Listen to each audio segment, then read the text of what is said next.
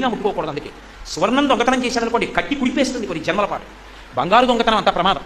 కాబట్టి బంగారమును దొంగిలించుట మహాపాతకం కిందకు వస్తుంది. పాపం కాదు, మహాపాతకం. అలాగే గురువు గారు తన ధర్మపత్నితో కలిసి ఏ మంచం మీద నిద్రపోతూ ఉంటారో ఆ మంచం మీద గురుపత్ని పడుకుని ఉండగా గురువు గారు లేనప్పుడు ఆ మంచం మీద గురుపత్నితో కలిసి పడుకోవడం. అంతకన్నా ఒక అక్షరం కూడా ఇక నేను ఎక్కువ మాట్లాడు.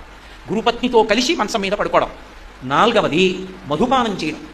కళ్ళు, సారా ఇలాంటివి తాగడం. ఇవి తాగడం పరమప్రమాద హేతు.